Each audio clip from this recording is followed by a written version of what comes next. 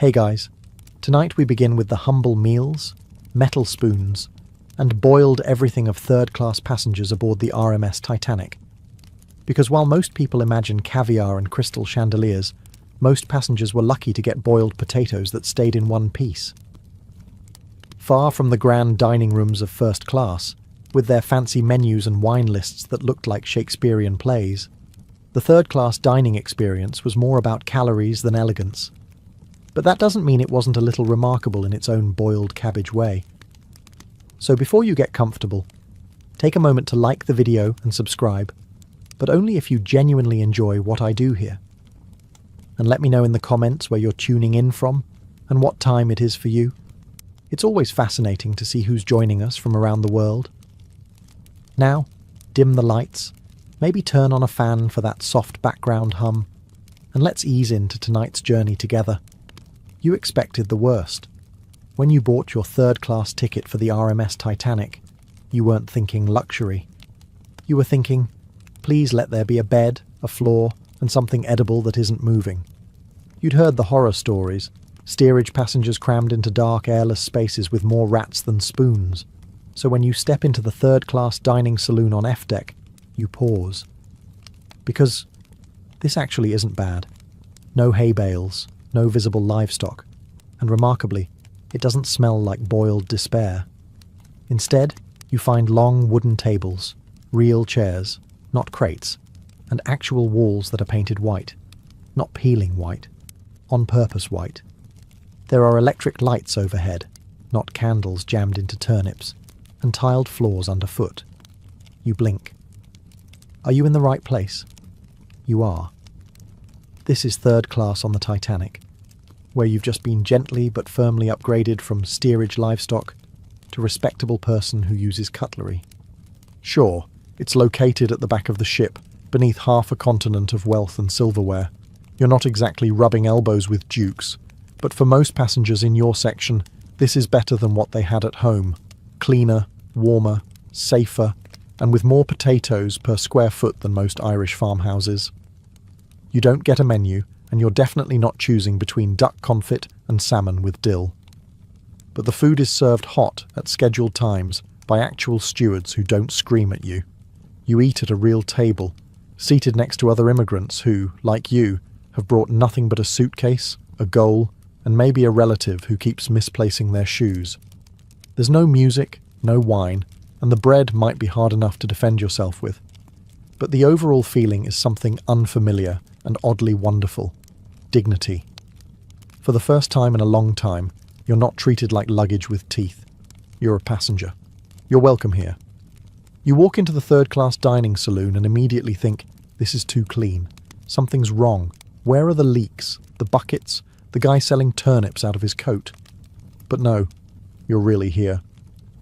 You step carefully across the tiled floor, half expecting it to give way to dirt or disappointment. It doesn't. It's solid, neatly patterned, and dare you say, respectable? The room is long, stretching down the centre of F deck, with row after row of sturdy wooden tables and benches. It feels a bit like a school cafeteria, if the school had 700 students, no blackboard, and everyone brought their own stories and steamer trunks. The tables are bolted to the floor, probably so they don't slide into your lap if the ship tilts. Comforting. Overhead, electric lights glow steadily. Not flickering, not gas-powered. Electric. You'd heard about this sort of thing in newspapers. Places with switches and wires that do things without needing candles, oil, or wizardry. Now here you are, eating beneath them, pretending this is all perfectly normal. And then there are the walls. Smooth, painted white, and suspiciously free of mildew. Not a single damp patch in sight. You're starting to wonder if you accidentally wandered into second class. But the lack of napkins and the presence of 14 children yelling in 7 different languages quickly reassures you. The air smells like boiled something, probably potatoes, with a background note of soap. That last part catches you off guard. Soap? In steerage? Someone in White Star Line's design team clearly overachieved. You sit down at a long bench, elbow to elbow with people you've never met and will likely never understand. A Swedish man nods at you. A Sicilian woman blesses the bread. A child with a spoon the size of their arm is already testing the limits of gravity. This isn't luxury, but it is order. Food served on time, in a room with light and space and the faint suggestion of hygiene. You eat together, shoulder to shoulder, not shoved into corners like cargo. And for someone who's crossed countries just for a chance at tomorrow, this dining room, it feels like you've already arrived. If you thought the Titanic's third-class dining room served everyone at once, think again. You quickly learn that eating in steerage is less about mealtime and more about strategy. With over 700 passengers vying for stew and chair space, the only way to make it work is the dining equivalent of traffic control, scheduled shifts. You don't get a printed timetable or a polite chime to guide you. It's more organic, a kind of group instinct, like birds migrating. You see people stand. You hear clinking plates. And someone mutters, "It's our turn." That's your cue. Your shift arrives. You squeeze in. You sit down. You don't ask how long you've got. The answer is less than you'd like. The early diners get everything hot and intact. Bread still softish. Stew not yet mysteriously congealed. These people move with focus like trained professionals. Their elbows are tucked. Their spoons are decisive. It's impressive. Then there's your group, the middle wave. You're the folks who get the lukewarm stew, the chairs that wobble slightly, and the table that smells like regret and carrots. You tell yourself it builds character. And finally, there's the last shift. The stragglers, the stew survivors. These are the folks eating in slow motion, surrounded by crumbs and chaos, sipping tea that might be dishwater in disguise. They arrive hungry and leave philosophical. But regardless of when you sit, there's an understanding. Eat now, chat later. The food is here, the time is short, and someone is probably already eyeing your seat. Conversations, if they happen at all, are brief and functional. Pass the bread. This fork is warm. Is this cabbage? It was. No one complains. Not seriously. Because even with the rushed pacing, the shared cutlery, and the occasional mystery ingredient, this is still a luxury compared to what most third-class passengers are used to. And when your turn ends, you stand, clear your plate, and move aside for the next round, like passing the torch in a relay race powered entirely by potatoes and politeness. You return to your cabin a little fuller, a little faster, and with a new appreciation for how many ways a meal can be boiled. Morning comes early on the Titanic, especially in third class, where light filters in from nowhere in particular, and someone's baby is always already crying. You rise, dress, if you call rubbing yesterday's clothes flat, dressing, and follow the scent of hot carbohydrates toward the dining saloon. Breakfast is served.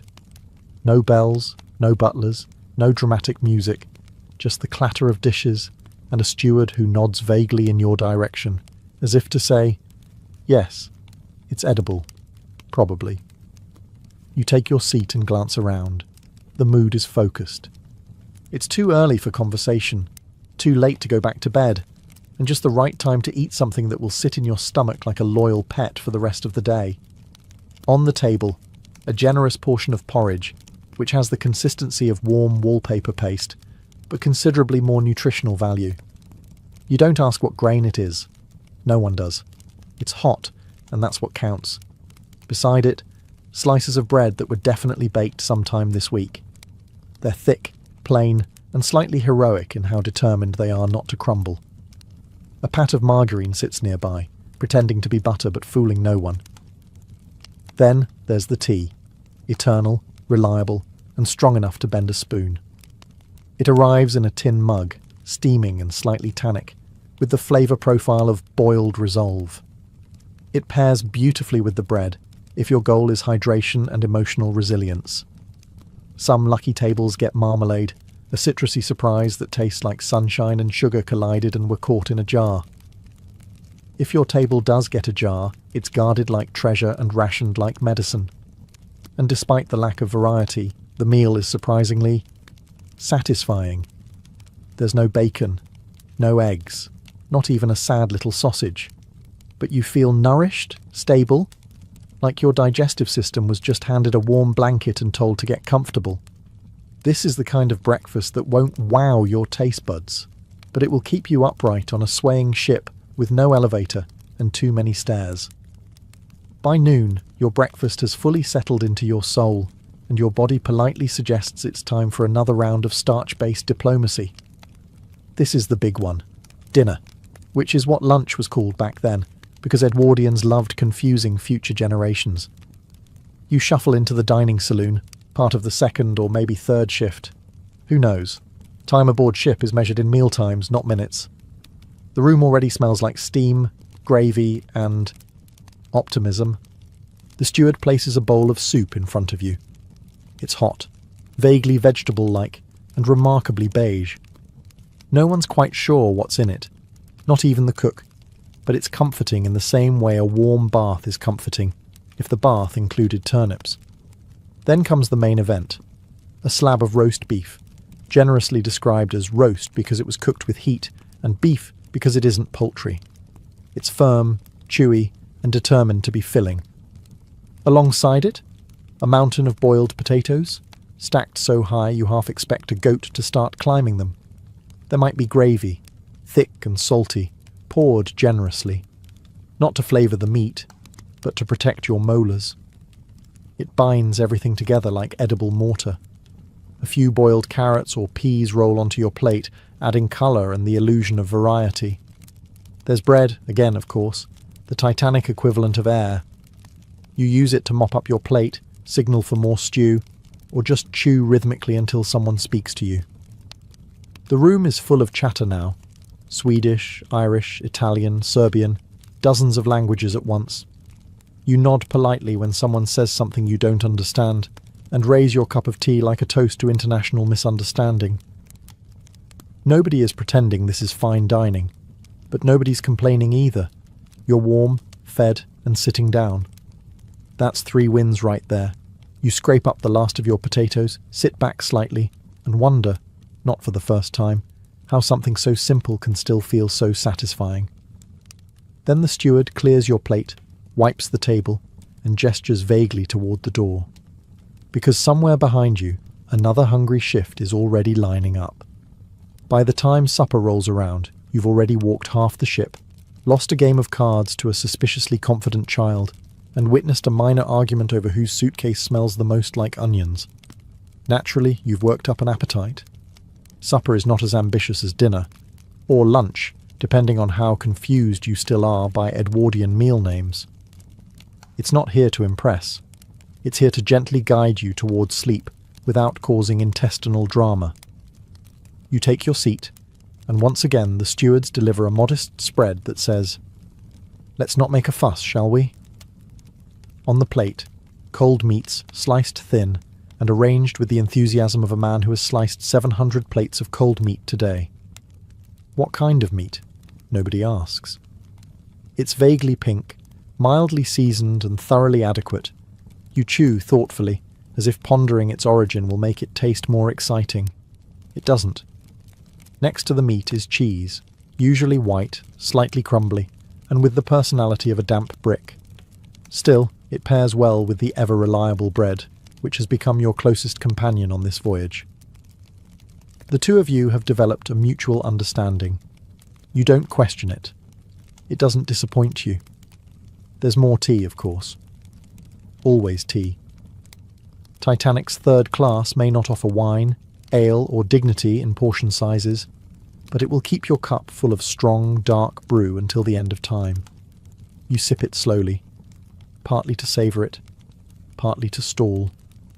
A few tables down, someone's child is singing, someone else is snoring mid-chew, and 2 young men are quietly debating whether this is the best meal they've ever had. Based on how seriously they're arguing, it probably is. There's no dessert. There's barely fruit. But there is a kind of quiet comfort in the simplicity of it all. The day is winding down, the lights are dimmer, and the room feels a little less chaotic, like everyone agrees to keep their elbows to themselves just for this one meal. You finish the last bite, fold your napkin, if you bothered to pretend you had one, and lean back, full. If not in flavour, then in feeling. Supper's not exciting, but it's warm, it's shared, and most of all, it's enough. At some point during the voyage, as you're sipping your third cup of tea and chewing a piece of bread that could double as roofing material, you start to wonder, where's the beer? After all, it's a celebration. You're crossing the Atlantic. You're off to a new life. You've eaten potatoes 3 times today. If anything deserves a pint, it's this. But here in third class, alcohol is, officially, not served. It's not forbidden exactly, just discouraged, strongly, with policy, which in practice means bring your own or prepare to stay very sober. That said, you start noticing things. A man at the next table has an oddly shaped flask that he guards like it contains sacred relics. A group of young Irishmen keep returning from deck walks, suspiciously cheerful. One Italian fellow claims his tea is spicy, which is either a linguistic misunderstanding or a flask full of confidence. Word around the saloon is that beer can be purchased, technically, at the third-class bar. Yes, there was a bar. It was small, tucked away, and operated under rules so opaque you'd think they were designed by ancient monks. You could try to order something, if you were brave, lucky, and spoke fluent Edwardian bureaucratic mumble. Still, for most passengers, third class was a teetotaler's playground. Meals were served with water or tea, full stop. If you wanted variety, you could stir your tea or imagine it came from a vineyard in France. But in truth, most people didn't miss it. They were saving money, watching their children, or still recovering from whatever rough cider they drank before boarding. You weren't on a booze cruise. You were on a floating lifeboat to opportunity. Besides, when you're surrounded by clattering dishes, 60 different accents, and the constant rumble of engines below deck, the last thing you need is someone trying to do the polka on a bread bench. So, you take another sip of strong, unsweetened tea, give a knowing nod to the man with the mysterious flask, and remind yourself, sobriety has its perks. Like remembering where your bunk is, and not mistaking a lifeboat for an outhouse at 2 a.m. Eventually, you stop asking what's for dinner and start asking how many ways can stew exist. Because aboard the Titanic in third class, stew isn't just a dish, it's a lifestyle. You quickly learn that stew appears at any time, in any meal, with any ingredients, and under any name. Irish stew, meat and vegetable mix, or just hot. It's there, it's always there, and whether it's lunch, supper, or some mysterious in-between snack someone dreamed up during a rough patch of sea, stew is the star of the show. Now, don't get too excited. This isn't a delicate, slow-cooked masterpiece with notes of thyme and bay leaf. No, this stew is practical. It's a dense, boiling solution of meat-like substances, root vegetables, and determination. It tastes mostly of salt, resilience, and the ghost of a turnip. Still, it's not bad. It's warm. It's filling. It has a way of sticking to your ribs, which is another way of saying you'll still feel it tomorrow. And you're oddly grateful for that. Everyone around you treats the stew with respect. You'll see full-grown men staring into their bowls like philosophers, silently considering whether that chunk floating in the broth is mutton, beef, or just particularly muscular parsnip. You learn to eat it quickly, not because it's so delicious you can't wait, but because the temperature is best described as lava-adjacent. If you don't catch it at the right moment, it'll either scald your tongue or solidify into something closer to cement. What's impressive is how the kitchen staff makes so much of it, enough to feed hundreds of passengers daily, all from what must be the world's most heroic cauldron.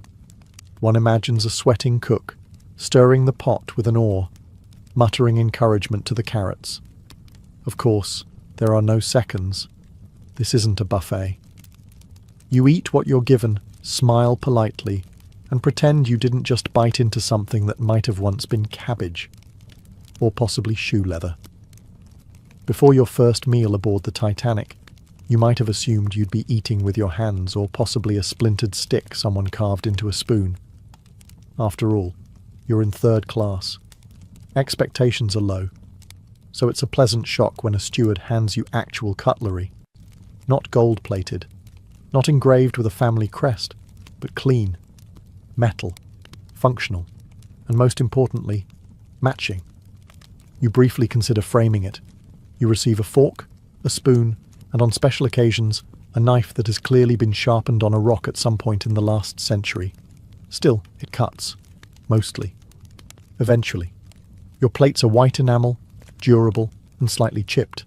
Like they've seen some things but don't want to talk about it. They clink gently as they're laid out, announcing to everyone that dinner is officially serious business. And then there's the mug. A thick ceramic or tin cup with no handle and no apology. It holds tea, water, or whatever slightly suspicious liquid appears next. It is also, unofficially, a hand warmer, a percussion instrument, and, when necessary, a weapon of light intimidation. You grow fond of it quickly. Napkins? Don't get greedy. You have a sleeve, a neighbour's elbow, and the vague hope that the gravy will stay on the plate this time. The tables themselves are bolted to the floor, presumably to prevent any Titanic-style dinner slide during choppy seas. The benches are long, communal, and just wide enough to sit without ever quite relaxing. You learn to balance, lean, and brace yourself with the core strength of a circus performer. Eating, as it turns out, is a full-body sport. Despite the simplicity, there's something almost noble in how these tools are used. You, your fellow passengers, and a spoon that once served 12 different nationalities, all sharing space, all chasing stew across a plate. And when the meal ends, you don't toss your cutlery in a bin. You place it neatly, because this is the Titanic, and even in third class, there are standards. Sort of. You rise from the table, still chewing slightly, and glance at your spoon one last time before it's cleared away. At some point, probably mid-chew of your fourth boiled potato of the voyage, you find yourself wondering, who's actually making all this food? Because it's not just you, it's hundreds of passengers, eating 3 meals a day, plus tea, bread, and whatever that stew was pretending to be. That's not just cooking, that's a logistical miracle. The answer lies deep in the belly of the ship, where the third-class galley is tucked away like a secret you're not meant to know about. You'll never see it, unless you sneak down there, which, let's be honest, you're probably too full and too polite to attempt. Down in the galley, an army of cooks and assistants labour with military precision and the stamina of caffeinated badgers. They're not celebrity chefs. They don't sign autographs. But they can peel, chop and stir for 700 people without crying, which makes them heroes in any century. Their tools are industrial-sized cauldrons that could comfortably house a family of badgers if necessary. These iron beasts are used to boil meat, stew vegetables, and possibly hide the occasional shoe. Everything is massive. Pots the size of bathtubs, ladles like oars, and bread trays that double as small sleds if you're feeling rebellious. Menus are prepared with ruthless efficiency. There's no room for flair or personal interpretation. Nobody's saying, let's add a twist of lemon zest to this stew. No, you add carrots if you have carrots. You subtract meat if you ran out of animal. And yet, somehow, the food appears. Regularly, hot, occasionally edible, miraculously filling. There's something admirable about the whole operation. The invisible labour of men and women sweating through aprons, yelling over roaring stoves. Also a third-class passenger like you can wonder, is this beef? While smearing margarine on a slice of bread that predates the iceberg. You raise your spoon in quiet tribute to them. They'll never hear your praise. They're too busy preparing 700 more servings of tea and possibly talking to the stew, like it's a living being. But without them, this voyage would be a lot more miserable. And a lot more raw. Once you've survived a few meals aboard Titanic in third class, you notice a pattern. A kind of dining choreography that unfolds like clockwork. It goes like this. Sit, nod, eat like the ship's sinking, leave. Because here's the thing. You're on a timer. Not an official one, mind you. There's no steward blowing a whistle or flipping a sand glass. But when 700 people need to eat in a space built for half that, the pressure is real. Lingering over your cabbage is frowned upon. The moment your food hits the table, it's a race between your appetite and the next shift. Everyone around you adopts a similar rhythm. Heads down, elbows tucked, spoons moving at survival speed. It's like synchronized chewing, less romantic, more utilitarian. Conversation happens, but only in brief bursts. A muttered, "Pass the bread," a sharp, "That's my cup," or the occasional philosophical debate over whether that was beef or just aggressively seasoned carrot. You try to make eye contact with the steward once, just to say thanks, but they vanish like ghosts, whisking away plates before you even set down your spoon. These people move with the stealth of ninjas and the focus of caffeine-fueled librarians. There's no time for social pleasantries, no small talk about weather or dreams or the pros and cons of cabbage-based existence. Even laughter, when it happens, is hurried, as if joy has to squeeze in between bites of stew and gulps of lukewarm tea. You've never respected digestion so much. Every swallow is an act of precision. You don't waste time chewing anything more than absolutely necessary. You've seen veterans around you dismantle a plate in 2 minutes flat and still have time to butter a second roll, expertly. And just when you think, maybe I'll sit a bit longer, just a sip of tea, someone behind you coughs politely. Or not so politely. A clear signal, time's up, stew soldier. So you rise, nod to the table, a goodbye ritual between strangers bonded by boiled roots, and step aside for the next group. In third class, meals aren't just nourishment. You might have boarded the Titanic expecting to eat with people who spoke your language, dressed like you, and maybe shared your fondness for root vegetables. But no. The third-class dining room is less a quiet mess hall and more of a continental buffet of humanity. You sit elbow to elbow with strangers from everywhere: Ireland, Sweden, Syria, Italy, Poland, and some places you only vaguely recognise from a map you once saw in church. There's no seating chart. No one's organising you by nationality or profession. It's just whoever showed up at the same moment you did, holding a spoon and a hopeful attitude.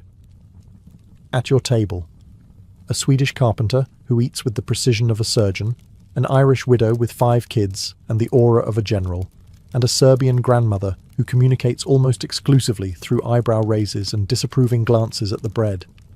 No one knows each other, but within 5 minutes, you all become part of an unspoken contract.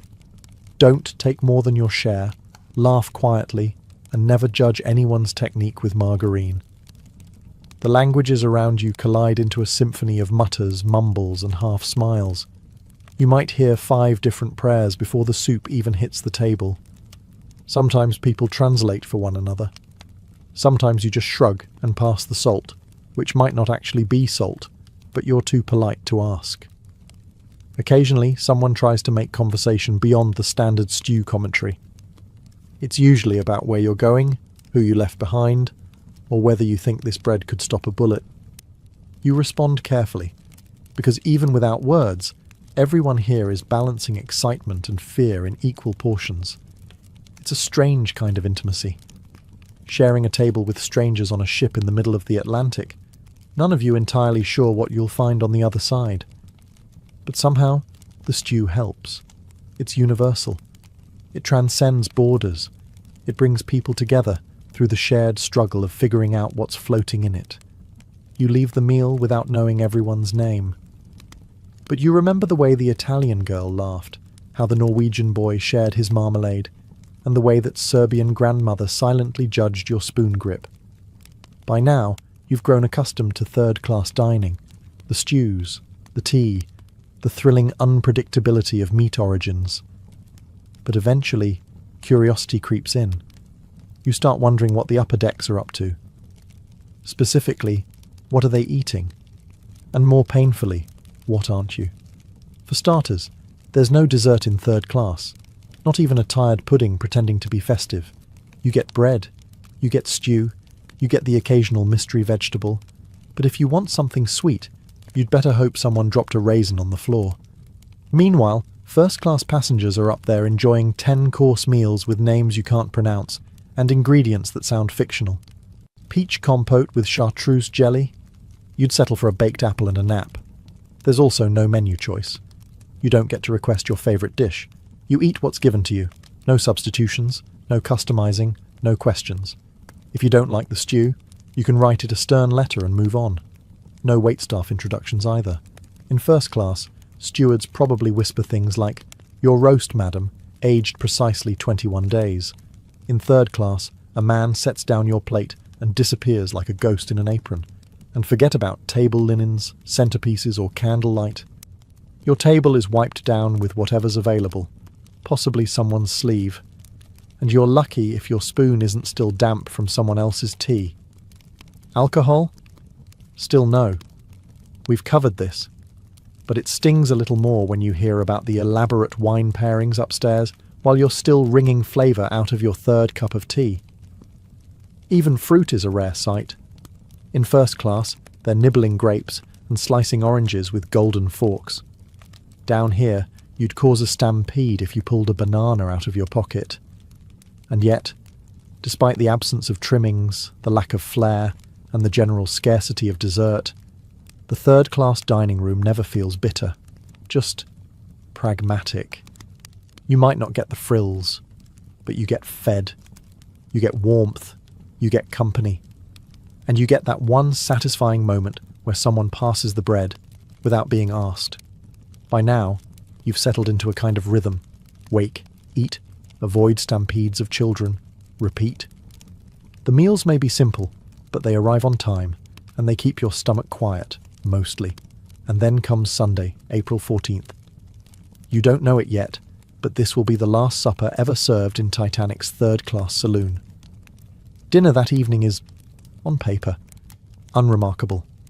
More stew, more boiled potatoes, maybe a bit of roast pork if the kitchen staff were feeling fancy. You notice the bread is a little fresher, or maybe it's just your imagination trying to inject sentiment into a dinner roll. People eat as usual, hungrily, efficiently, quietly. There's laughter in the air. A couple's celebrating their engagement, a boy's showing off a harmonica, and someone just spilled tea on a child who's now thrilled to have attention. No one suspects anything. Why would they? You chat briefly with the man next to you, something about where you'll land in New York. You joke that if the ship keeps feeding you like this, you might arrive heavier than when you boarded. It's not a great joke, but it earns a chuckle. There's a sense of hope hanging in the room. Like everyone believes the future is just over the next wave. You see parents calming babies, young men trading dreams, older folks quietly staring into their mugs like they're reading omens in the tea leaves. You finish your meal, the last chunk of meat, the last sip of tea, and rise, same as always. You don't know this is the last time you'll do this. That's the strange thing. Final moments rarely announce themselves. You return to your bunk thinking about breakfast. You wonder if they'll serve marmalade again. You hope you're in the early shift. You're pretty sure you're finally learning how to butter the bread without splitting it in half like a poorly built raft. Outside, the ship steams forward into the North Atlantic night. Inside, the third-class dining room sits quiet, empty, clean. No one knows it's over, not yet. After everything, the stew, the tea, the bread you could patch a roof with, what remains? You survived on food that wouldn't win prizes, served in shifts, without menus, and without much ceremony. And yet, it fed you. Not just your stomach, but something quieter. Something harder to name. When news of the sinking spread, the world's attention naturally turned to the grand staircase, the gilded dining rooms, the orchestra playing as the ship went down. Understandably dramatic. But somewhere below all that, on F deck, in a plain white-walled room with tiled floors and benches bolted to the ground, there were stories too. Third-class passengers weren't sipping champagne. They were clutching bread rolls, wrapping coats around sleeping children, and wondering how anyone could drown in something as big and modern as Titanic. Some would later recall the dining room as the last place they sat in peace, the last place they felt hopeful, the last place where everything was still ordinary. Of course, much of it was lost, tables, benches, pots the size of bathtubs, all swallowed by the sea. The menus were never printed, the soup recipes never published, and no one took photographs of your spoon. History rarely asks what the humble were eating, but if you listen, you can still hear it. Not just the clang of cutlery, but the clatter of languages, the bubbling of stew, the quiet thanks before meals. You hear mothers cutting bread into equal parts, fathers pretending to like cabbage, children licking tin cups and laughing at nothing. That dining room was never fancy. It didn't try to be. It was functional, warm, and maybe a little too enthusiastic about potatoes. But it was also shared, enduring, and human. In a ship divided by class, it was a rare space where community bloomed without linen, wine lists, or orchestras. And though it sits at the bottom of the Atlantic now, somewhere under a century's worth of water and myth, that room and those meals mattered. In 53 BCE, one of the greatest mysteries of Roman military history began with a disaster. Marcus Licinius Crassus, Rome's wealthiest man and a member of the first triumvirate alongside Julius Caesar and Pompey, led 7 legions eastward into Parthian territory. His goal was simple: to gain military glory and secure Roman dominance in the east. But instead, he marched into catastrophe. At the Battle of Carrhae, near the edge of modern-day Turkey, Crassus found himself face to face with the Parthian Empire, masters of desert warfare and horse archery. Despite commanding roughly 40,000 Roman troops, Crassus had underestimated his enemy. The Parthians, led by General Serene, brought only about 10,000 cavalry, but their mobility and relentless volleys of arrows proved devastating. Roman formations, built for close-quarter combat and set-piece battles, were helpless in the open plains. Over 2 days, the Parthians encircled and decimated the Roman forces. Crassus's son Publius died early in the battle, surrounded and overwhelmed. Crassus himself was lured into a peace negotiation and executed, his head allegedly used in a Parthian theatrical performance as a prop. By the end, some 20,000 Romans were dead, but another 10,000 or more were missing. Not dead, not recovered, simply vanished. And it is here, in the aftermath of Carrhae, that the mystery begins. Contemporary Roman sources suggest that thousands of Roman soldiers were captured and taken deep into Parthian territory, likely used as labour or soldiers along the empire's eastern frontier. But what happened to them after that? For centuries, no one could say. Then, many years later, Chinese records would surface, mentioning strange, foreign troops with unusual fighting formations. Troops who fought in a style not known to any Asian army of the time. Could these missing Romans have made it even farther east, into Central Asia or even China itself? The idea sounds like historical fantasy, but the silence surrounding these vanished soldiers has only deepened the intrigue. They were not ordinary prisoners. They were trained legionaries, disciplined, skilled, and valuable. And in the ancient world, such men were often reused rather than wasted. Thus began the legend of the lost Roman legion. And as strange clues began to emerge from ancient Chinese texts and Central Asian towns, historians started to wonder, had Roman soldiers truly made it to the Far East? Or was it all myth built on the bones of a battlefield? After the catastrophic defeat at Carrhae, the Parthians were left with thousands of Roman captives, possibly as many as 10,000 men. These were not auxiliary forces or raw recruits. They were seasoned legionaries, the backbone of the Roman military machine. And while Rome mourned its dead and seethed with rage, the Parthians saw opportunity. Rather than executing or enslaving all the survivors, Parthian leaders, particularly General Serene, chose a more strategic approach. They dispersed the prisoners across their empire, settling many in the northeastern borderlands, far from the Roman frontier. Ancient sources suggest some of these soldiers were relocated to Margiana, modern-day Merv in Turkmenistan. This oasis city, located near the edge of the Central Asian steppes, was a vital eastern outpost for the Parthian Empire. There, it's believed the Romans were integrated into the local military infrastructure. The Parthians were not fools. They had seen firsthand the effectiveness of Roman discipline, formations, and engineering. Using these men as border guards, construction labourers, or even as special units in their own armies made practical sense.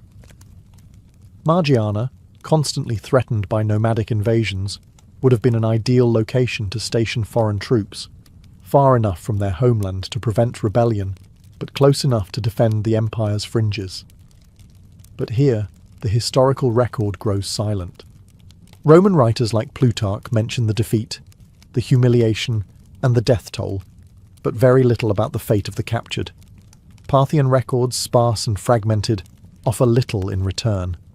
The soldiers seem to vanish into the desert sands. It's from this silence that speculation grows. Some suggest that the Romans intermarried with locals, gradually losing their identity over generations.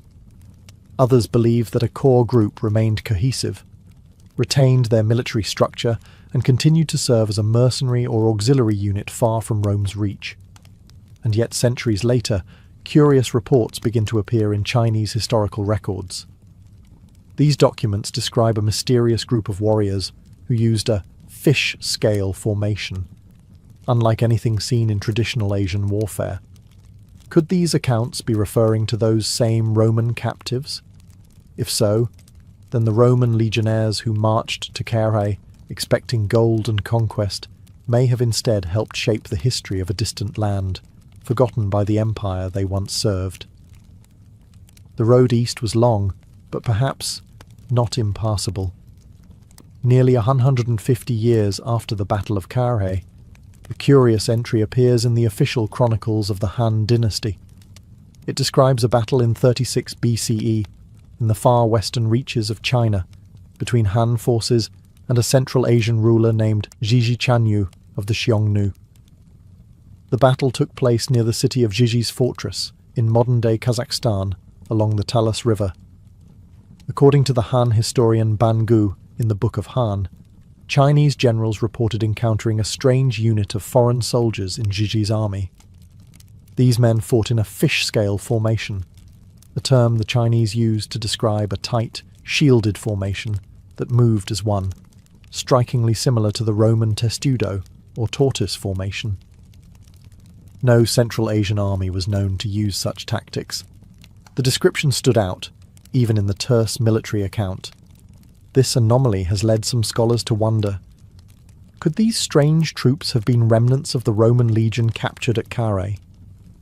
If the prisoners were indeed sent east to Margiana and gradually moved across Central Asia, whether through migration, mercenary service, or forced transfer, reaching the court of Zhiji is not beyond imagination. Adding to the intrigue is the scale of Zhiji's ambitions. He built a massive stone fortress, unusual for nomadic leaders, and assembled an army with advanced tactics and foreign advisors.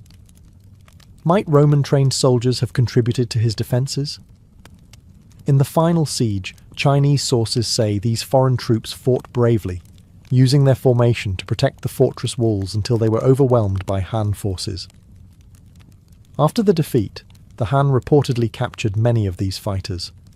While most were executed, some were taken east into China, possibly resettled in the western frontier regions. One village in particular stands out, Liqian. Liqian, located in the Gansu province, bears a name strikingly similar to Legion. Local legends, unusual facial features among inhabitants, and persistent rumours of Roman ancestry have fueled speculation for decades. Some even claim Roman coins and artefacts were found there, though these discoveries remain controversial and difficult to verify. Could this village be the final resting place of Rome's lost sons? Or is it simply a case of historical coincidence and cultural myth-making? The trail is faint, but tantalizing. And the deeper one digs, the stranger it becomes. Tucked into the dry landscapes of China's Gansu province lies a small village with an outsized reputation, Liqian. For decades, this remote settlement has attracted the attention of historians, geneticists, and the simply curious, because of a legend that won't die. According to some theories, Lycian may be the final resting place of the lost Roman legionaries captured at Carrhae and carried eastward across Asia. The story begins with the name itself. Lycian appears in Chinese records as early as the Han dynasty and is believed by some scholars to be a transliteration of legion or Roma. During the Han era, Lycian was considered a frontier outpost far from the imperial heartland and a logical location to resettle foreign prisoners of war. Over time, whispers began to circulate that the people of Lycian weren't entirely Chinese. What kept the legend alive was the village's appearance. Early 20th century Western travellers claimed to find individuals with unusually fair hair, light eyes and aquiline noses, features not commonly found in the region. Photographs were taken, skulls were measured, and the theory that Lycian's residents were descended from Romans began to spread in popular media. A number of articles and books in the 20th and 21st centuries fanned the flames, treating the idea with varying degrees of skepticism and enthusiasm. In recent decades, DNA testing has been conducted on Lycian residents. The results were inconclusive. Some genetic markers common in Western populations appeared, but nothing definitively Roman. Critics argue that Central Asia has always been a crossroads of diverse ethnic groups, and such traits could come from centuries of Silk Road intermixing. Still, the persistence of the story, and the village's embrace of it, continues to draw attention. Lycian has leaned into its mythical heritage. Roman-themed statues stand at the village entrance. Tourists are greeted with faux centurion performances and vendors selling Roman souvenirs. Whether grounded in truth or legend, the Lost Legion has become a cultural identity for the village and a point of pride for its residents. Yet the question remains unresolved. Did Roman soldiers truly settle here? Or is Lycian's story a fascinating fusion of coincidence, local lore, and wishful thinking? If truth hides beneath the myth, it's buried deep, beneath centuries of sand, silence, and empire. But one thing is certain. The journey of the Lost Legion did not end at Carrhae, and Lycian may be the last whisper of Rome in the east. As the legend of Lycian gained international attention, the natural next step was science. Could DNA evidence prove, or disprove, the tale of Roman descendants in China? In the early 2000s, Chinese geneticists, working in collaboration with international researchers, collected blood samples from several villages in Lycian, aiming to analyse their genetic ancestry. The results sparked headlines, controversy, and more questions than answers. The initial studies claimed that about 56% of the sampled villages had genetic markers more commonly found in European populations than in East Asian ones. This was touted by some as confirmation of the Roman theory. Newspapers ran with the story. Headlines suggested that the mystery of the Lost Legion had finally been solved, and television crews descended on the village to capture what seemed like living proof of ancient Roman wanderers in China. But the scientific community was quick to caution against jumping to conclusions. Geneticists pointed out that the markers found in Lycian villages weren't uniquely Roman, or even uniquely European.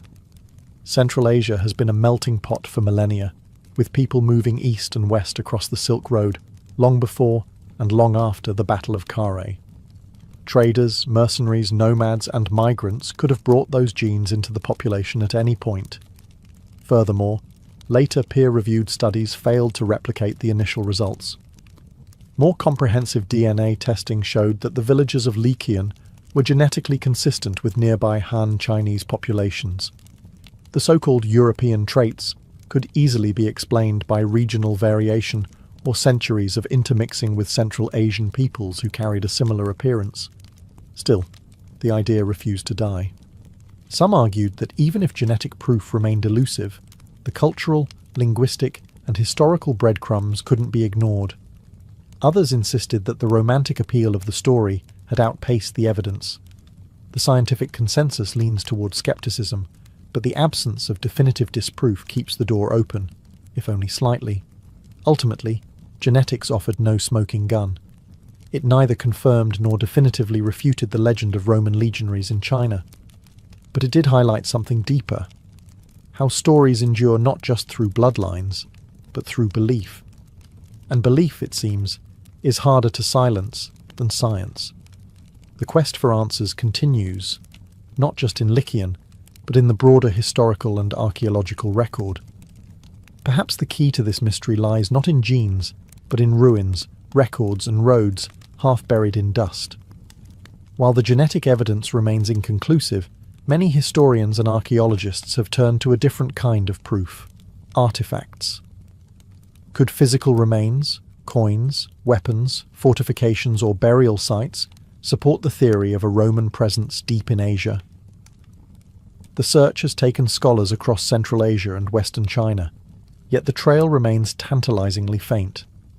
In and around the region of Lycian, a number of Roman-style artifacts have reportedly been found over the decades, most notably coins, fragments of armor, and even tools resembling Roman construction implements. Some local museums and tourism boards have claimed these items as proof of Roman roots, adding fuel to the legend. But in almost every case, experts have urged caution. Many of these artifacts either lack verified provenance, are inconsistent with known Roman designs, or could easily have arrived via trade. Roman coins, for example, have been found across Central Asia, including in areas like Afghanistan, Uzbekistan, and Western China. But their presence doesn't necessarily imply settlement. The Silk Road was a vast commercial artery, and Roman goods were traded thousands of miles from the empire's borders. A Roman coin in a Chinese grave might be no more significant than a Chinese tea bowl in a Viking burial. Curious, but not proof of migration. One of the most intriguing but unconfirmed leads is the possibility of Roman-style fortifications in the Talas River region, where the Han army clashed with Zhiji Chanyu in 36 BCE. Some researchers have speculated that the stone-walled fortress described in Chinese sources might have been built with Roman assistance, given its unusual construction for nomadic groups. Yet no excavation has revealed explicitly Roman architectural techniques or inscriptions. A major obstacle in confirming the legend archaeologically is the lack of inscriptions or written records. The Romans were prolific record keepers, yet no Latin writing has ever been found in these supposed eastern outposts. Without inscriptions, it becomes exceedingly difficult to tie any structure or object directly to a Roman legion. In the end, the archaeological silence is both frustrating and fascinating. It leaves just enough room for doubt, and just enough for hope. Because in history, absence of evidence is not always evidence of absence. And perhaps, in some forgotten valley, beneath untouched earth, the story of Rome in the East still waits to be unearthed. To understand whether a Roman legion could truly have reached China, one must first consider the nature of the Roman Empire and its relationship with the East. Rome was expansive, but its reach had limits. The empire stretched from the misty shores of Britannia to the deserts of Syria, but beyond Parthia lay a world Rome knew only through whispers, the mysterious land of Serica, China. The Romans were aware of China, though they knew it only vaguely.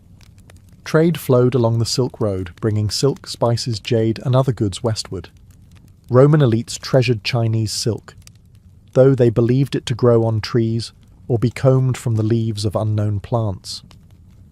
The Chinese, likewise, knew of a distant empire to the west called Da Qin, which scholars now agree referred to Rome. However, contact between the two civilizations was sporadic and indirect. Merchants, intermediaries, and translators carried goods and rumours across deserts and mountains, but no official envoy from Rome ever reached the Chinese imperial court. The closest known attempt came in 166 CE, when a delegation claiming to represent Andun, thought to be the Roman Emperor Marcus Aurelius, arrived in China. Yet scholars suspect the envoys were merchants seeking prestige. So, if formal contact between the empires barely occurred, how likely is it that a group of Roman soldiers ended up in China? The idea isn't entirely implausible.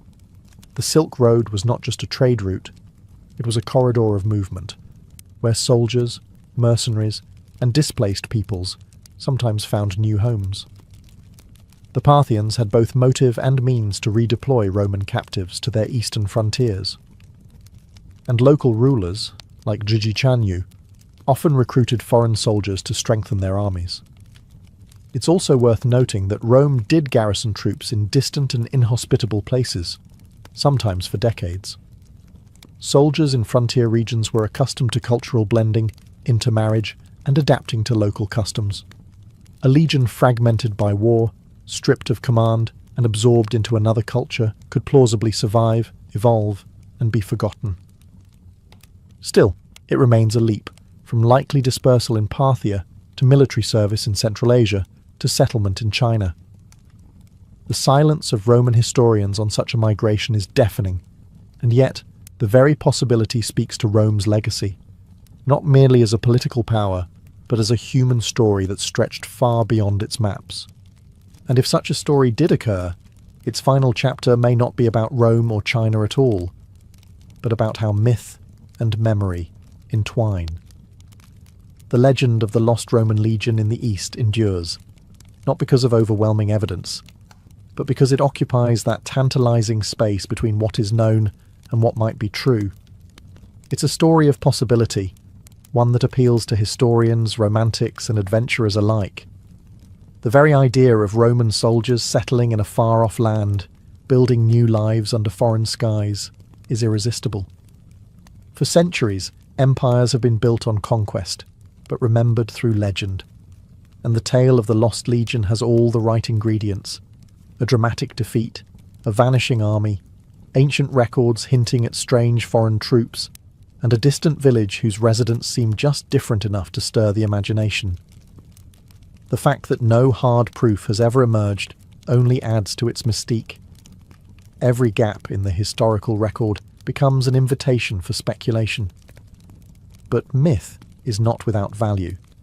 Even if no Roman soldiers ever set foot in Lycian, the story reveals how cultures construct identity through narrative. For the villagers of Lycian, the Roman connection, however speculative, has become part of their heritage. It has shaped local tourism, scholarship, and even personal pride. Likewise, for Romans past and modern readers today, the idea that a Roman military thread might have been woven into the fabric of China challenges our understanding of what Rome was. It's also a story about the nature of memory, how wars are remembered, how the defeated are forgotten, and how the human instinct to explain the unexplainable turns silence into legend. That 10,000 trained Roman soldiers could disappear entirely is hard to accept. So we imagine that they didn't vanish, they transformed. They marched not westward in retreat, but eastward into destiny.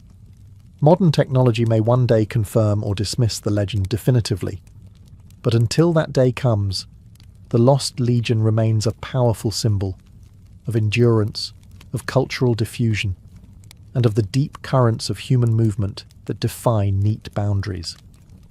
If nothing else, the legend reminds us that history isn't always written in stone.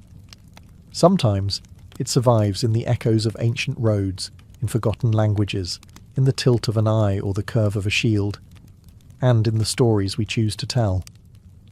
And that brings us to the final question. Does it really matter if the legend is true? If it has already become real in the minds of so many? Whether or not Roman soldiers ever reach China, the story of the lost legion has carved out a legacy far greater than a mere footnote in military history. It has sparked decades of inquiry, redefined the boundaries of cross-cultural contact in the ancient world, and shown how a single event, Carrhae, can echo across continents and centuries. At its heart, this legend is not just about missing soldiers. It's about the limits of empire, the resilience of people, and the strange places where cultures intersect. Rome, for all its roads and conquests, was never isolated. Nor was China. The Silk Road stitched together far-flung worlds, not only through goods, but through ideas, languages, beliefs, and yes, people. Soldiers, merchants, diplomats, and captives crisscrossed Eurasia in ways historians are still uncovering. The story also forces us to reconsider the shape of historical memory. Ancient sources rarely follow up on the fate of common soldiers, especially after a defeat. But that doesn't mean their stories ended at the last recorded battle. Many were absorbed into new worlds, leaving no record behind. Yet some of them, through custom, tradition, or genetic footprint, may have helped shape the cultures they were absorbed into. The legend of the Lost Legion isn't merely a historical riddle. It's a metaphor. It reflects how empires rise and fall, but people adapt. How trained fighters can become farmers, fathers, or foreigners. How the Roman eagle, carried to the ends of the earth, might not have returned to Rome, but might have taken root elsewhere. In Lycian, truth and myth have fused. Whether the village holds the bloodline of Roman legionaries or not, its people have inherited the story and chosen to make it part of their identity. And in doing so, they've become a living example of history's most enduring lesson, that the past isn't static. It evolves, reshaped by every generation that tells its story anew. So maybe the Lost Legion never built a fortress in China. Maybe it never adopted the testudo beneath Han banners. Maybe it simply vanished. But the mystery lives on, not in ruins or DNA, but in the quiet belief that history is full of roads not taken, or simply not yet found. And perhaps, somewhere beneath ancient soil, the bones of Rome still wait. Long before the names of Socrates or Confucius echoed through history, a woman in ancient Mesopotamia carved her place into the foundation of human intellectual heritage. Her name was Enheduanna, and she is widely considered the first known author in world history, man or woman. She lived around 2300 BCE, in the city of Ur, in what is now southern Iraq. More than a religious figure, she was a priestess, poet, political thinker, and scholar who shaped the spiritual and intellectual life of her civilization. Enheduanna was the daughter of Sargon of Akkad, the ruler who united the Sumerian and Akkadian city-states into one of the world's first empires. Appointed as the high priestess of the moon, god Nana in the city of Ur, Enheduanna wielded immense influence in both religious and political spheres. But it was her voice, preserved in clay tablets, that ensured her place in intellectual history. She wrote a series of temple hymns and theological poems, including the famous Exaltation of Inanna, which not only praised the goddess of love and war, but also spoke to Enheduanna's personal devotion, struggles, and insights. Her writings are rich with metaphor, structure, and emotion. They reflect a mind capable of merging theology with statecraft, poetry with power. Enheduanna wasn't writing anonymously. She signed her works declaring, "I, Enheduanna, composed this." That act of claiming authorship was revolutionary. It asserted a woman's voice in a domain dominated by kings, scribes, and priests. Her compositions weren't passive rituals, they were frameworks of ideology. They helped standardize worship across Sumer and Akkad, subtly supporting her father's political integration of diverse peoples under one empire. Even more remarkably, her work was copied and studied for centuries after her death. Some of her poems survived well into the Babylonian period, used in scribal schools as models of literary excellence. Her language, a blend of Sumerian and Akkadian traditions, was itself an intellectual bridge. Enheduanna was not an exception. She was the first in a long, often hidden line of women who shaped philosophy, medicine, and art long before their names were widely remembered. And though clay tablets weather with time, her voice, etched in cuneiform, remains a declaration. Women have always been thinkers, builders, and architects of thought. In ancient Egypt, women were not only respected as mothers, wives, and priestesses, they were also practitioners of science, especially in the realm of medicine. Among the most notable was Pesishe, often called the first female physician in recorded history. She lived around 2400 BCE, during the 5th dynasty, and her tomb inscriptions describe her as the overseer of women physicians. That title alone is remarkable. It suggests not only that she practiced medicine herself, but that she supervised an entire cadre of female healers. Egyptian medicine was deeply advanced for its time. Physicians had access to detailed anatomical knowledge, partly from the embalming process. They studied disease, injury, fertility, and childbirth. Many medical papyri, like the Kahun gynecological papyrus, indicate that female health was treated as a serious and specialized field. Women treated other women, particularly in matters of pregnancy, birth, and contraception. They used surgical tools, poultices, herbal medicines, and even complex diagnoses based on symptoms and observation. Though Pesachè is the most documented, she likely stood among many learned women. Temples, especially those devoted to goddesses like Hathor or Sekhmet, functioned as centers of healing. Priestesses trained in ritual and herbal medicine often doubled as midwives and healers. These women were not mere assistants. They were scholars in their own right, memorizing long, complex medical texts, often passed down orally or inscribed on scrolls. Education for women in ancient Egypt, especially from elite or priestly families, was not uncommon.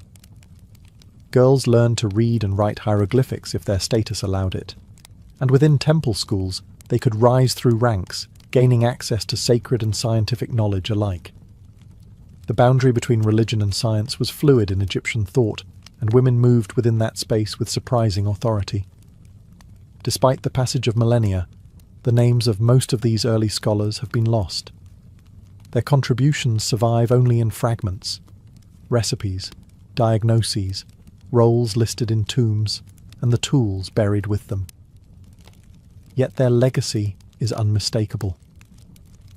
In a world where female education would later be restricted for centuries, ancient Egypt stands as a testament to a time when women were trusted not just with life, but with knowledge. And in other corners of the ancient world, similar patterns were emerging, particularly in Greece, where one woman in the city of Serene dared to challenge the male monopoly on philosophy. In the Greek city of Serene, located in what is now modern-day Libya, philosophy wasn't just a male endeavour. There, around the 4th century BCE, lived a woman named Arete of Cyrene, one of the few female philosophers known by name from the classical world. She was not a quiet observer in a male-dominated discipline. Arete was a teacher, a thinker, and a transmitter of philosophical ideas that would ripple through generations. Arete was the daughter of Aristippus, a student of Socrates and the founder of the Cyrenaic school of philosophy. This school emphasized personal happiness, pleasure, and inner freedom, though not in the hedonistic sense it's often misunderstood as. It taught that mental pleasures were superior to physical ones, and that true contentment came from moderation and self-control. Raised in this intellectual environment, Arete absorbed her father's teachings and eventually inherited his role. Sources suggest she taught philosophy for over 35 years, instructing hundreds of students, including her own son, Aristippus the Younger, also known as Mother Taught. This title wasn't poetic. He earned it because his philosophical education came directly from her, not from male tutors or schools. Her contributions are mostly preserved through mentions by later writers, such as Diogenes Laertius, who acknowledged her leadership within the Cyrenaic tradition. Though no surviving texts are directly attributed to Arete, her influence is evident in the continued development of her father's ideas that emphasized rational ethics, intellectual liberty, and the pursuit of inner peace. These were not trivial lessons in a world dominated by rigid hierarchies and public spectacle. They were tools for resilience and personal sovereignty. In a culture where most women were expected to remain silent and unseen, Arete stood at the head of a philosophical school, guiding male and female minds alike. She challenged the prevailing notion that reason and intellect were male domains. Through her teaching, she proved that women could shape philosophical systems, not just follow them. Arete's story, like many ancient female scholars, survives only in fragments, but those fragments are powerful. They remind us that philosophy has never truly belonged to one gender, and from Cyrene's sunlit courtyards, her voice still echoes, quiet but unbroken, through the annals of thought. In ancient Rome, where public life was dominated by men and political speech was considered a male privilege, one woman dared to take the podium and delivered one of the most legendary orations in Roman history. Her name was Hortensia, daughter of the famed orator Quintus Hortensius Hortalus, and she became a scholar of rhetoric in her own right. But she was more than a student of speech. She was a woman who used her voice to challenge the Roman state itself. The year was 42 BCE. Rome was in political chaos. Julius Caesar was dead, and his successors, Octavian, Antony, and Lepidus, needed funds to wage war against his assassins. To raise money, they proposed taxing the wealthiest Roman citizens. Unusually, this included taxing wealthy women, even though Roman women had no political representation or voting rights. The proposal sparked outrage among Rome's elite women, but only one among them stood before the triumvirs to speak: Hortensia.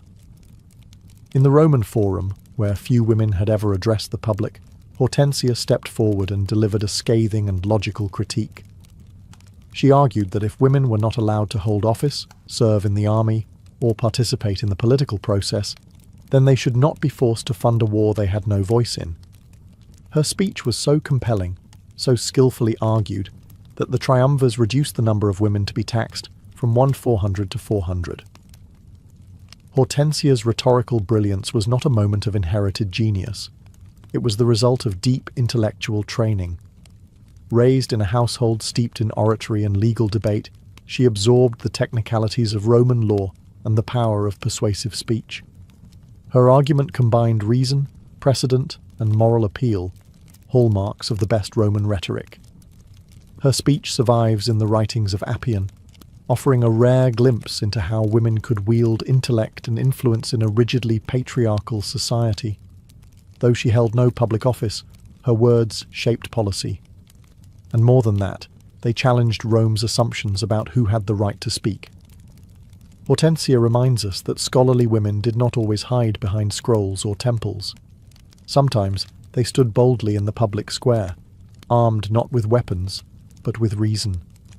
In the courtly halls of Han Dynasty China, during a time when Confucian ideals reinforced male authority and female silence, one woman broke through the boundaries of tradition, not with rebellion, but with scholarship. Her name was Ban Zhao, and she is remembered as China's first female historian, a Confucian scholar, and a teacher of imperial princesses. Her intellect, discretion, and command of literature earned her a rare seat of influence in a deeply patriarchal world. Born around 35 CE, Ban Zhao was the daughter of the esteemed historian Ban Biao and sister of Ban Gu, the official historian of the Han court. After her brother died before finishing the monumental Book of Han, Hanshu, Ban Zhao was called upon to complete it. She took up the task without hesitation. Her additions were not superficial. She composed significant sections, particularly on astronomy, ceremonial rites, and biographies of notable women. Her contributions helped finalize a work that became one of the great historical records of Chinese civilization. But Ban Zhao's influence extended beyond history. Her most famous independent work, Lessons for Women, Nujie, became one of the most widely read texts for educating girls in traditional Chinese culture. While it promoted humility, obedience, and deference, aligning with Confucian values, it also advocated for female education. Ban Zhao argued that women should be literate, morally upright, and intellectually prepared for the duties of marriage and motherhood. In her words, if a woman lacked knowledge, how could she manage a household or raise children properly? Modern readers may see contradictions in her work, a woman promoting traditional gender roles while living a life that defied them. But Ban Zhao's genius was in her subtlety. She operated within the system, using accepted values to argue for broader access to learning. Her influence reached into the imperial palace, where she educated empresses and royal daughters. Her voice helped shape the moral framework of dynastic China. Ban Zhao didn't storm the gates of power. She walked through them with scrolls in hand. And in doing so, she opened doors for generations of women in China to pursue knowledge. In the bustling, cosmopolitan city of Alexandria, during the 4th and early 5th centuries CE, stood a woman who became the embodiment of classical learning.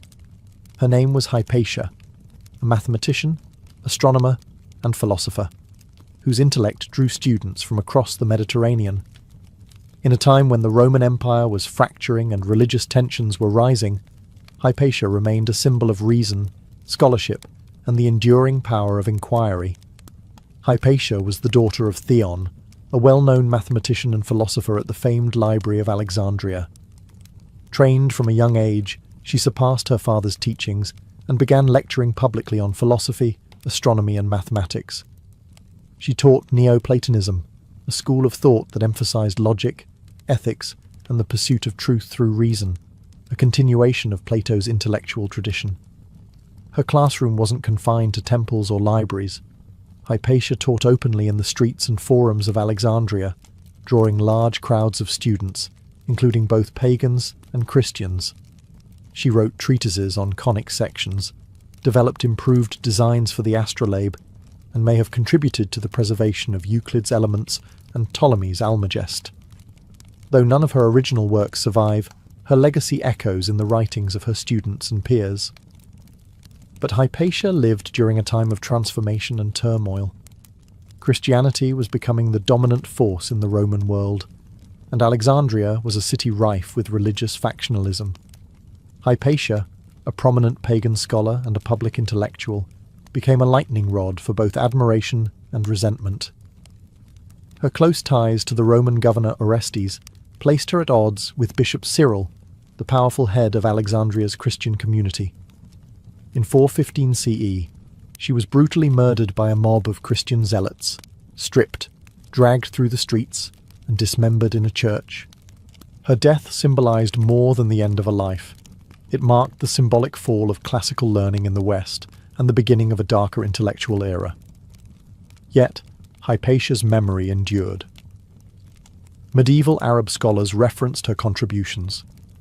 Enlightenment thinkers celebrated her as a martyr for reason. And today, she stands as a lasting icon of female scholarship and scientific courage. In the scholarly world of ancient Judaism, where male rabbis dominated public discourse and interpretation of sacred texts, women were often excluded from formal education and legal authority. Yet even within these strict boundaries, Jewish women found subtle but enduring ways to participate in and shape the intellectual life of their communities. Though rarely recorded as rabbis or sages, their voices appear in rabbinic texts, midrashic commentary, and oral traditions, offering glimpses into a hidden world of female scholarship.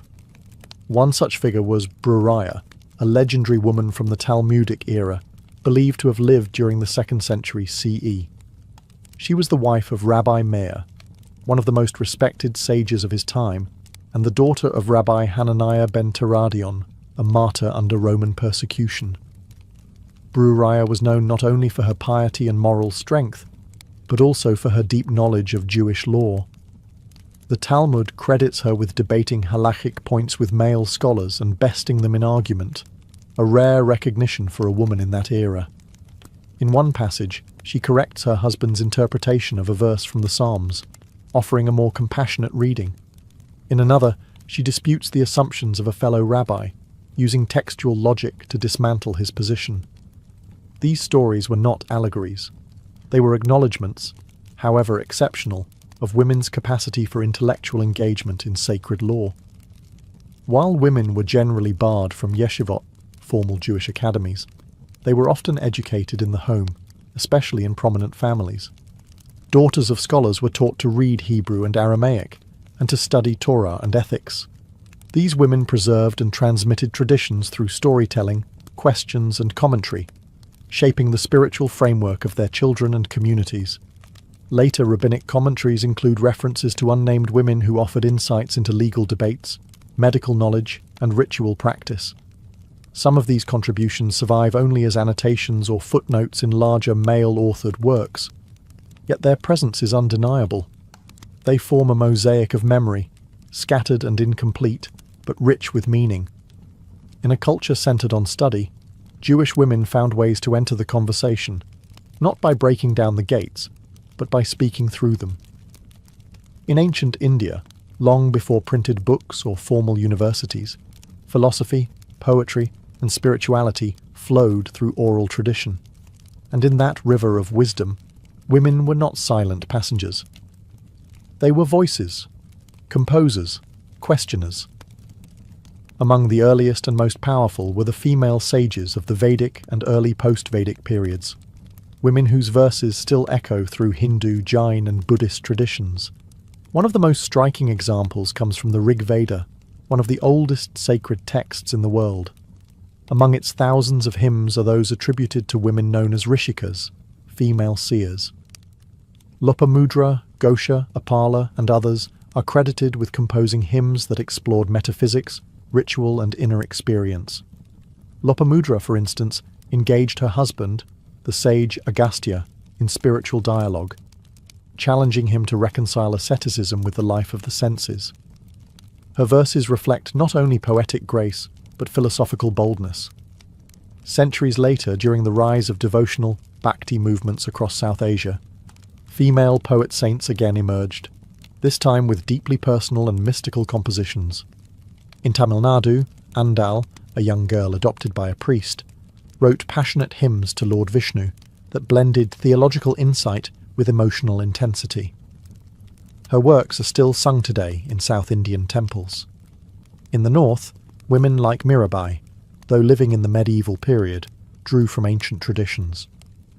Born into a royal family, Mirabai rejected social conventions, sang of her spiritual marriage to Krishna, and wandered as a devotee. Her poems critiqued caste, gender roles, and religious hierarchy, while expressing ecstatic love for the divine. In Buddhist tradition, the Therigatha, verses of the elder nuns, composed in Pali around the 6th century BCE, captures the voices of early Buddhist women. These poems, spoken by former queens, courtesans, and laywomen turned nuns, speak of enlightenment, renunciation, and the struggle for freedom. One nun, Sumangala's mother, speaks with stark clarity. "I have given up my son, my wealth, my craving. I now walk in the path of peace." These women were not marginal, they were foundational. Their poetry is not just devotional, it is philosophical inquiry, social commentary, and psychological insight. Though their biographies are often lost or simplified, their words endure. For centuries, the contributions of ancient female scholars were pushed to the margins of history. Their works were omitted from canons, their names left off manuscripts, and their achievements buried beneath layers of cultural bias and institutional erasure. And yet, their voices endured, sometimes in whispers, sometimes in fragments, always resisting silence. What unites the women we've explored, from Enheduanna in Sumer to Banjao in China, from Hortensia in Rome to the Rishikas of India, is not just that they were rare, it's that they were persistent. They lived in societies that limited female access to formal education, public office, or authorship. But they found ways in, through family lineages, religious institutions, poetic tradition, or political crisis. They seized moments of opportunity and carved intellectual legacies with the tools available to them. Many of these women used culturally accepted roles, priestess, healer, mother, nun, not as limits, but as platforms. Enheduanna used her religious position to author hymns that shaped empires. Bruraya and Banjao engaged with male-dominated scholarship while advocating for women's education. Hypatia lectured in public squares. Hortensia challenged political leaders face to face. None of them waited for permission to think. But why were they forgotten? Because the systems that preserved history, scribes, monks, librarians, academies, were overwhelmingly male and often uninterested in preserving women's stories. Over time, entire chapters of intellectual history were rewritten, filtered through the assumption that great thought was a male domain. This wasn't just loss, it was erasure. Recovering the lives and work of ancient female scholars isn't about modern identity politics projected onto the past. It's about restoring balance. It's about acknowledging that the foundations of science, philosophy, literature, and spirituality were not built by men alone. Women were always there, observing the stars, writing poetry, debating law, healing the sick, and asking hard questions about life and truth. Their stories change how we understand the past. More importantly, they challenge who gets to shape the future. Because every time we unearth a forgotten scholar, we rewrite what knowledge means and who it belongs to. And in doing so, we don't just honour their legacy, we extend it. In 1948, deep in the permafrost of the Altai Mountains, Soviet archaeologists uncovered something that would change everything we thought we knew about ancient tattooing. It wasn't just a skeleton or a few trinkets. What they found was a mummified body, perfectly preserved in ice for over 2,400 years. This was the famous Pazyryk burial, and it belonged to a Scythian noble. And on his skin, a full canvas of animal tattoos. Mythical beasts danced across his limbs in elegant curls and spirals. Deer with elongated antlers, griffins with fierce claws, and fantastical felines mid-pounce. These weren't doodles or decorative body art. These were sacred symbols of power, identity, and status. In Scythian society, tattoos told stories: who you were, what you'd done, and how high you ranked. This particular man had been buried with elaborate clothing, fine gold jewellery, and a team of sacrificed horses. But even without all that, his tattoos alone would have revealed his elite status. The placement of the ink, across his arms, shoulders, and legs, suggests a tradition reserved for the nobility and warrior class. You didn't just walk into a Scythian camp and ask for a tiger on your back. These designs were earned. And the technique? Primitive, yes, but remarkably precise. They used bone or bronze needles to pierce the skin, rubbing in soot or crushed charcoal. The pain was intense, but that was part of the point. Enduring the needle was a rite of passage, a mark of toughness. And when you died, those tattoos would journey with you into the afterlife, your spirit cloaked in symbols of honour and strength. Today, the Pazyryk mummies are housed in Russian museums, but their legacy still pulses beneath the skin of tattoo artists and anthropologists alike. These inked warriors remind us that the art of tattooing wasn't born in a modern studio, but on windswept steppes, in icy tombs, and on the skin of ancient kings.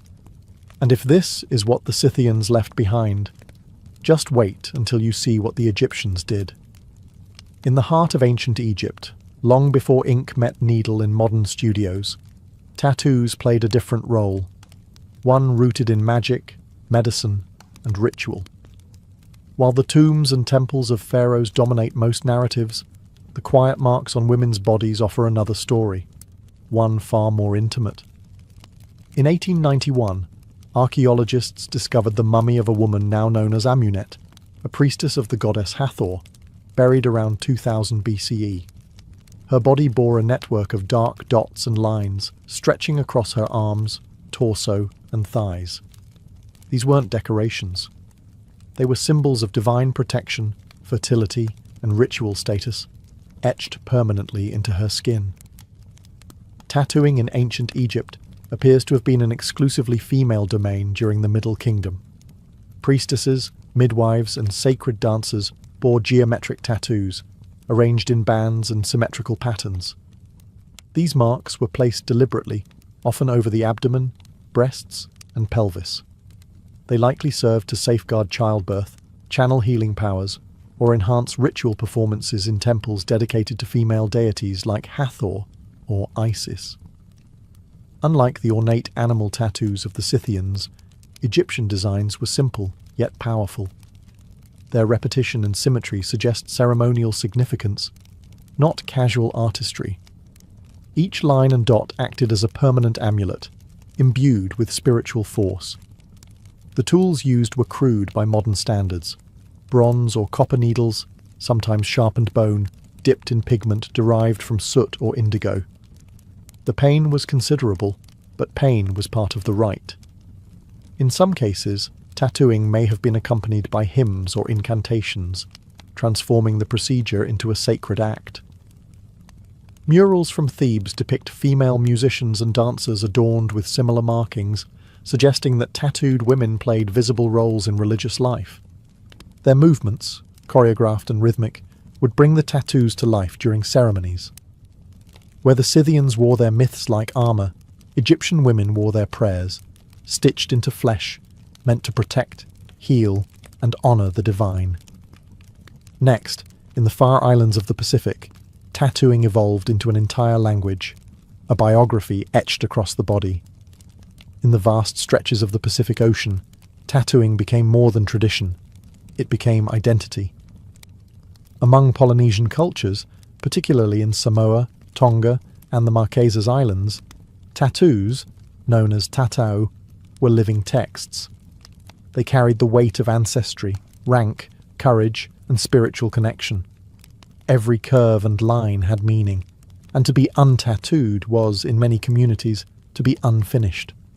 Unlike in Egypt or Scythia, Polynesian tattoos were vast and highly visible. For men, they often extended from the waist to the knees, wrapping around the thighs, buttocks, and lower back. This elaborate design, called the pea in Samoa, could take months or even years to complete. The pain was staggering, the process brutal, but the result was a masterpiece of personal history. To wear the pea was to announce to the world one's endurance, honour, and connection to ancestors. The tools used were as symbolic as the designs themselves. Tattooists, known as tufuga, wielded handmade combs crafted from boar tusk or turtle shell. These were dipped into a soot-based pigment and struck with a mallet to drive the ink into the skin. The sound of tattooing, the rhythmic tapping of bone against bone, was as much a part of the ritual as the ink. Women, too, were tattooed, though their patterns were typically smaller and located on the hands, thighs, and around the mouth. In some regions, the malu, a delicate design etched across the inner thighs, marked a woman's grace, maturity, and readiness to serve her community. These tattoos, while less expansive than the men's, were equally sacred. Tattoo ceremonies were social and spiritual events. Families gathered, songs were sung, prayers were offered. Blood, sweat, and ash mixed into a rite of passage that connected the living with the dead. It was believed that ancestors watched over the ritual, guiding the tufuga's hand and blessing the recipient. To be tattooed in Polynesia was not a fashion statement. It was a contract between the individual, the tribe, and the gods. To refuse the tattoo could result in shame, but to accept it, that was to carry an entire lineage on one's skin. From the Pacific Islands, the tradition would echo across time, eventually colliding with missionaries, colonizers, and even prison. But long before that, in Japan, another transformation was underway. Tattoos were about to become a visual code for both devotion and defiance. In Japan, the art of tattooing evolved along two seemingly opposite paths, sacred and forbidden. Known as irezumi, these inked designs were first used in spiritual and decorative contexts, but over time they came to represent criminality, rebellion, and raw endurance. What began in devotion ended in stigma, and yet the artistry never faded. Early evidence of tattooing in Japan dates back to the Jomon period, over 10,000 years ago. Clay figurines from this era show markings believed to represent body tattoos. These may have been connected to religious rituals, protective symbols, or shamanic status. But it wasn't until much later, in the Edo period, 1603-1868, that irezumi flourished into a complex visual language. At first, tattoos served spiritual purposes. Some Buddhist monks had sacred Sanskrit characters tattooed on their arms, a physical manifestation of their vows and meditative focus.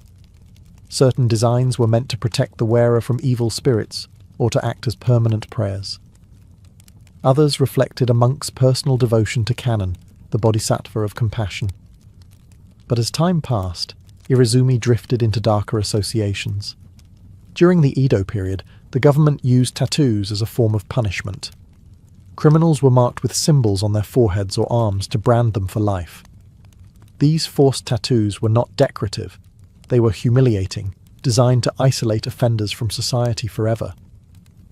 Yet, in an ironic twist, these marks became the roots of resistance. Outlaws, gamblers, and eventually members of the Yakuza underworld embraced tattooing as a badge of honor.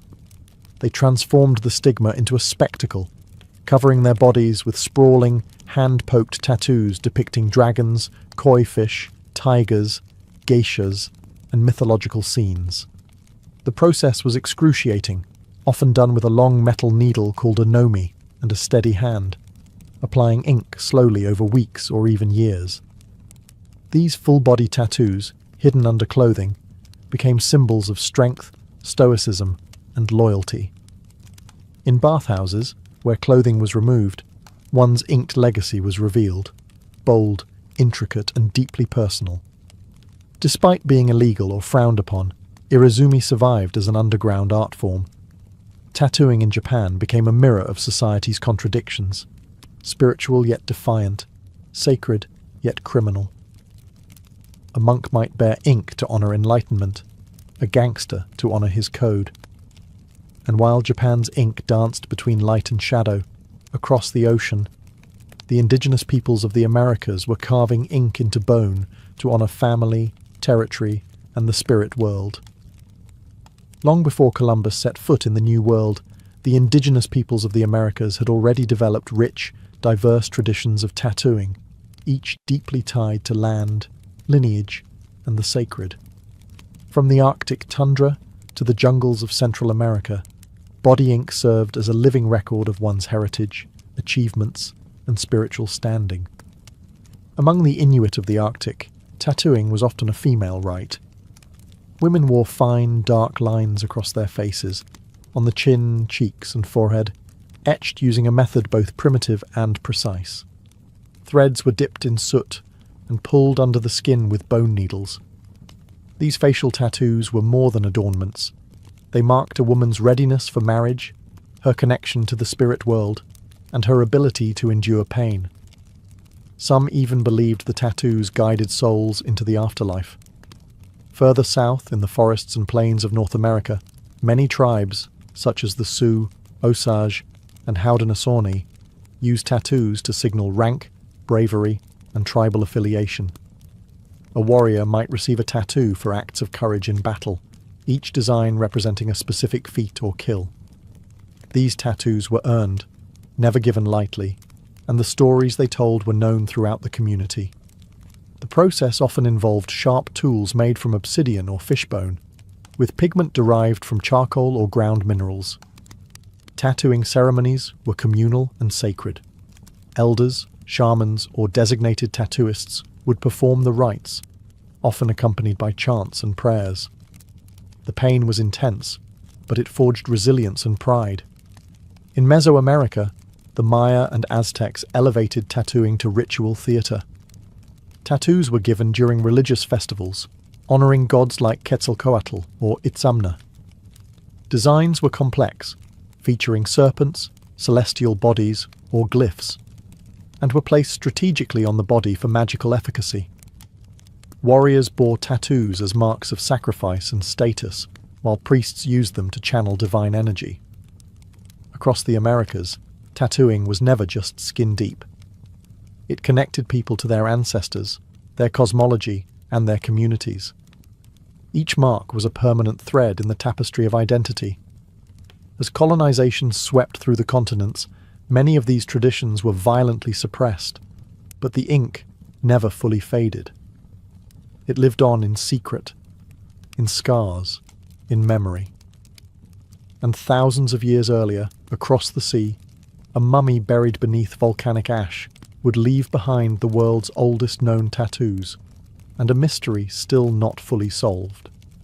In 1991, two hikers in the Ötztal Alps near the Austria-Italy border stumbled upon what they thought was a frozen mountaineer. What they had actually found was a man frozen in time, over 5,000 years old.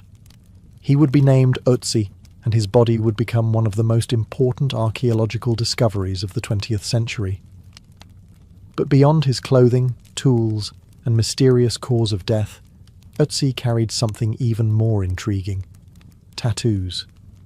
61 of them, to be exact. Unlike the decorative or symbolic tattoos found in other ancient cultures, Ötzi's marks were simple: groups of parallel lines and crosses located on his ankles, knees, lower back, and wrists. They weren't placed for aesthetics. Their locations aligned almost perfectly with areas of joint stress or injury, as identified by CT scans and X-rays. This led researchers to believe the tattoos may have served a therapeutic purpose, much like acupuncture. The ink itself was made from soot or ash, applied by making small cuts in the skin and rubbing in the pigment, a method consistent with other early tattooing practices. It's astonishing to think that, 3,300 years before the birth of Christ, people in prehistoric Europe were using ink and blade not just for identity or ritual, but possibly as medicine. Ötzi's tattoos stand as the oldest known preserved tattoos in human history. They offer a rare, direct glimpse into prehistoric life. A world without written language, but one where the body could still speak. Each line etched into his skin may have been a cry for pain relief, a mark of survival, or a mixture of both. And the fact that these markings endured for millennia beneath glacial ice is nothing short of extraordinary. Unlike the ceremonial tattoos of Egyptian priestesses or the warrior ink of Polynesians, Ötzi's body art wasn't about honor or status. It was about function, perhaps even healing. But in that raw practicality lies something deeply human. The instinct to leave a mark, to use the body as both record and remedy. Ötzi's ink reminds us that tattooing didn't begin in temples or tribes. It began in pain, in survival, in ancient mountains where every scar told a story. And while his were the earliest, they were far from the last. In the highlands of Southeast Asia, tribal tattooing became an entire rite of passage, a symphony of courage, blood, and generational memory. In the dense highlands of Southeast Asia, tattooing became a living chronicle etched in pain and pride. Among the peoples of Borneo, the Philippines, and northern Thailand, ink was inseparable from identity.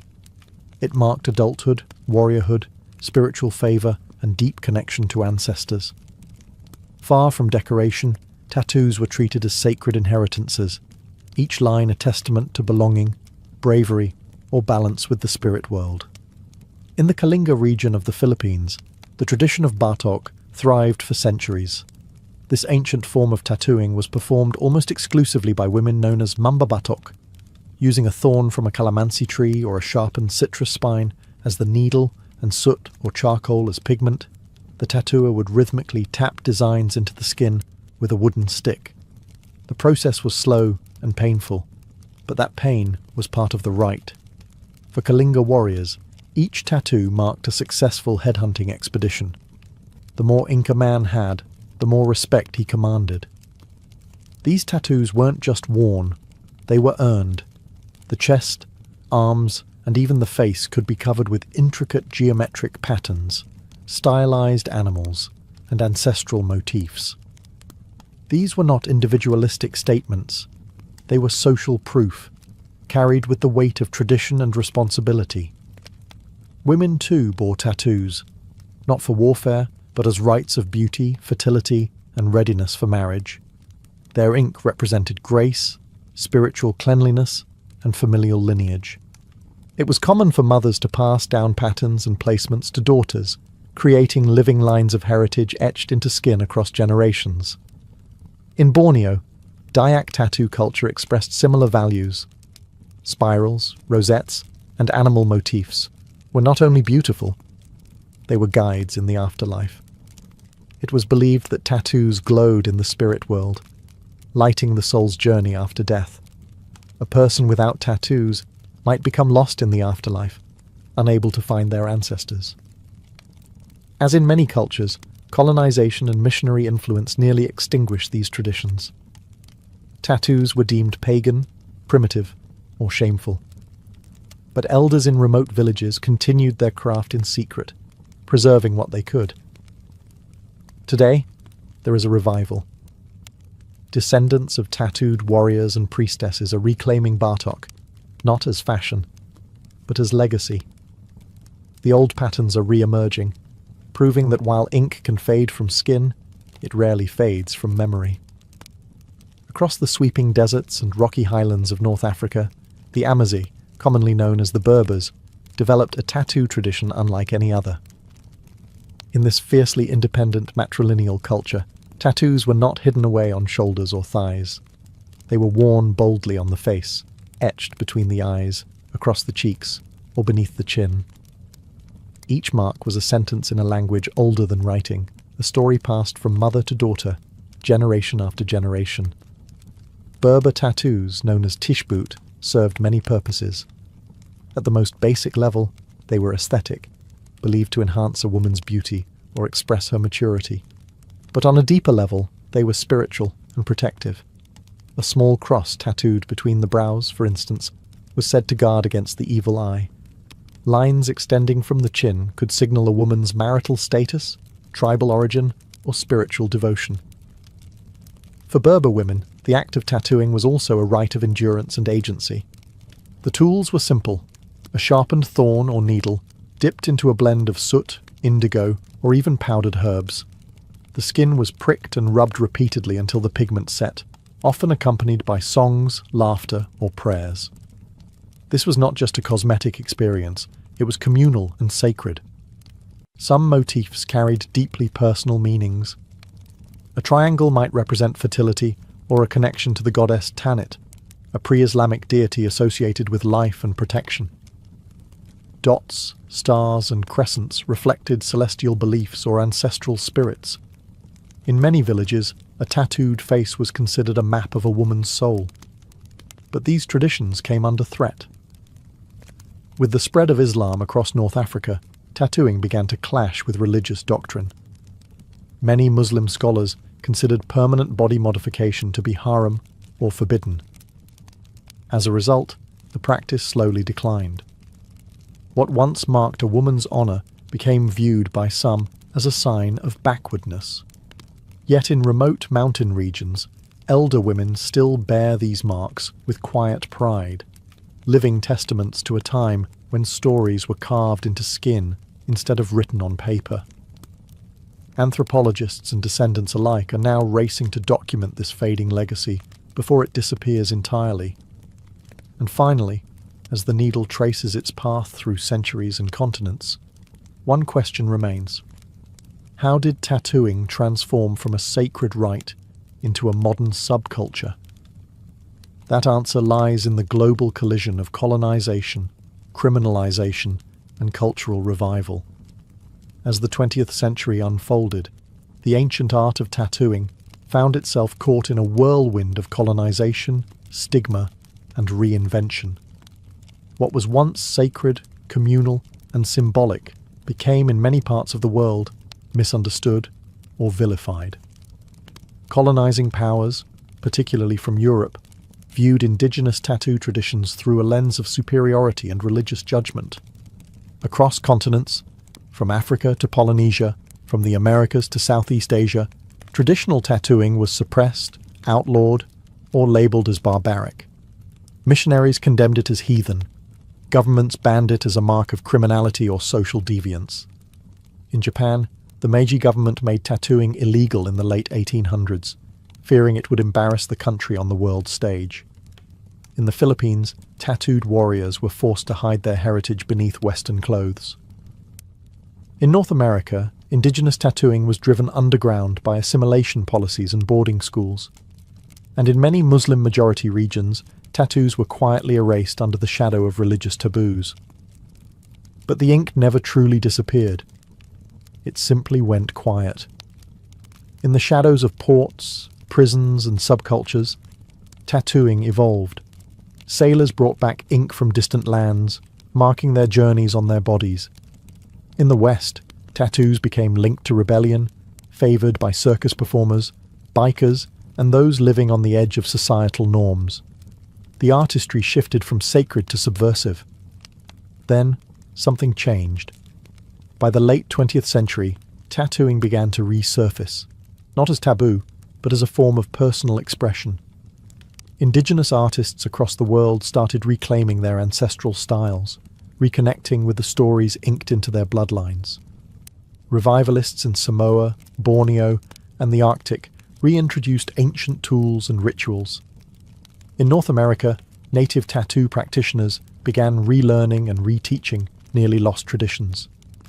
Today, tattooing is experiencing a renaissance. It's become global, hybrid, and digital, yet also more reverent of its roots than ever before. Modern tattoo studios exist alongside tribal ceremonies. Instagram flash sheets sit beside bone tools and hand-tapped ink. What was once nearly erased is now being proudly reclaimed. Tattooing began as ritual, transformed through repression, and has returned as a bridge between past and present, between the personal and the ancestral. In every dot, line, and symbol lives the echo of those who came before: Scythian nobles, Egyptian priestesses, Polynesian warriors, and countless others who chose to wear their story in skin.